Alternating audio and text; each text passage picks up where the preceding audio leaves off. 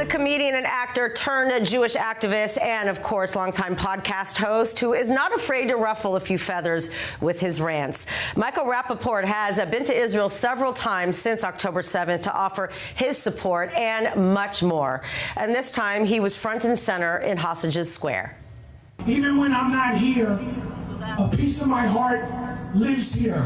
This fight for the hostages has become deeply personal, and over the last 18 months I've had the honor of meeting and getting to know some of the families whose lives have been shattered and destroyed by this war, and it has been impossible for me not to see my own family in them. When I met the family of Shlomo, Mansour, and Oded Lifshitz, I saw my grandfather in them. When I met and spoke to Orlevy's brother Michael, I saw my own brother. When Rachel and John told me about their son Hirsch, I couldn't imagine my own young adult sons. Wow, and we're so happy to have him here in the studio. Michael, you are so amazing. Listen, it just brings tears to my eyes hearing your compassion and to be here, even with a hoarse voice, as we just heard. The fact that you have been not only fighting against the narrative, but being supportive of the hostage families is so important. So what was it like being there this time, given that we've started the war again and we still have many that are still there? I mean, I don't think it was any different. I think the families and the whole country are exhausted, concerned, deeply, deeply concerned, and confused and demoralized. And, I feel like, to use like a sports analogy, like we get to the 1 yard line and then somehow we're back at the, our own 30-yard line. And then we get to the 20-yard line and then somehow, it just keeps pushing and pulling and pushing and the pulling. sacks keep happening and the penalties. And, my little part in this, I never imagined that 540 days they'd still have hostages. But I just can't imagine or think of not supporting, standing up, fighting. And I'm aware now of my voice in regard to this because there's so few voices, from Jews in the diaspora, Jews in Hollywood, Jews in show business that have been supporting. And I will not stop fighting on behalf of the 59 hostages and the sovereignty of Israel. It's of the utmost importance to me, and the safety and the respect of Jews in New York and all around the country. But I'm a New Yorker, to see what, has been going on in New York is so mind-boggling. It's one of those things because I, too, as you know, lived in New York a long time, and it was never a thing. I mean, New York is a melting pot. No one is afraid of walking the streets and taking the subway. So the fact that it has changed so drastically is... for you to see stuff, do you say something now when you see people like... I haven't seen that in real life yet. Now, I don't go to these rallies, but I haven't had any... The thing that I see the most, that resonated with me the most, is the ripping down of the posters. And I know that doesn't hurt anybody, but it hurts my soul throughout this period of time in Manhattan to see... You can name one. You have, the Bibas family being ripped down, I think, is the most shocking because it's a baby and a little kid. It's an entire family. So that one, but, whether it's, I can name, I've seen it with my own eyes. I take photographs of it because it's so disrespectful and it's so hateful. It doesn't hurt physically, and it doesn't, on the list of things that those people are going through, that's the bottom, but it's just sort of like it hurts your heart. It's such a deep pain. It's not like, an arm, you break an arm, it heals in a few weeks. This is just an ongoing trauma in and of itself. But for you to be advocating, have you had a lot of pushback? Do you get threats, and are these something that scares you or concerns you?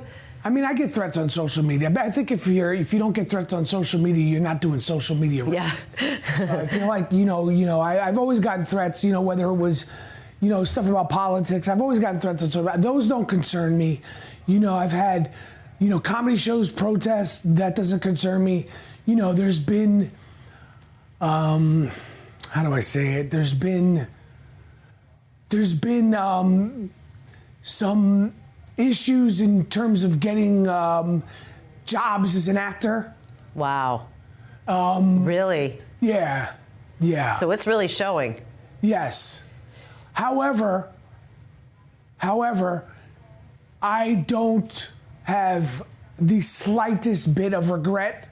There was no choice. Well, if you do this, this is going to happen, or if you do this, this won't happen. Being supportive of Jews, being supportive of Israel, being supportive of our people was not a choice. It was and it is very natural and organic to me.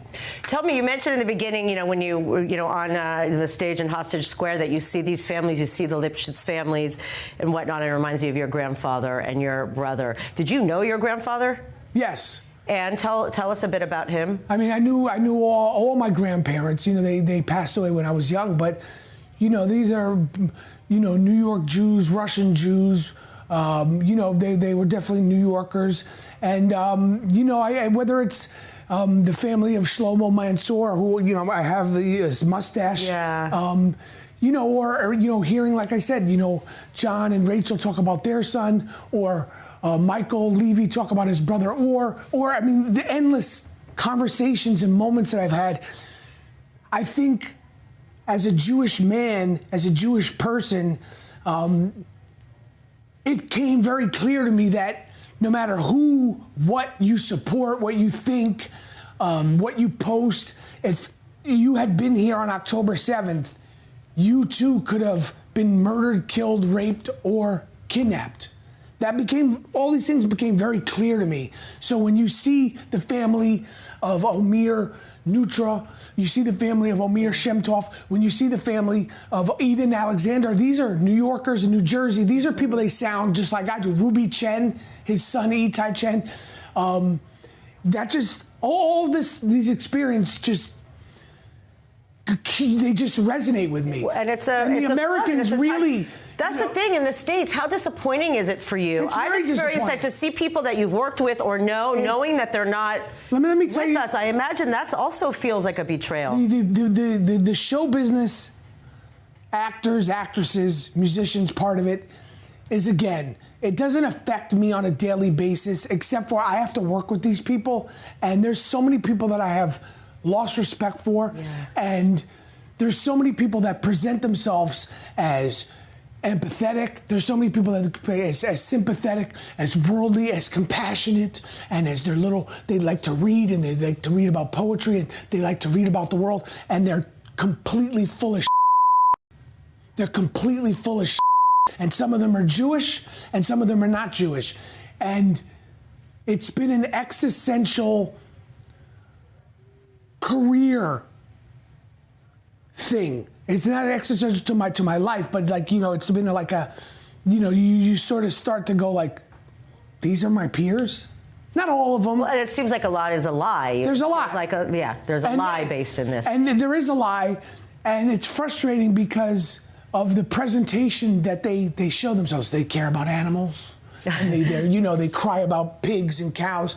Cool. They cry about this cause and that cause, but you haven't in 540-something days educated yourself that you have, you take the time to sign a letter for this documentary filmmaker who was probably doing another documentary, who was allegedly throwing rocks at the IDF. If it had been another Academy Award winner from this past year throwing rocks at a New York City policeman, there wouldn't be no uproar. Be like, what the is this guy doing? Throwing rocks at the police or LAPD.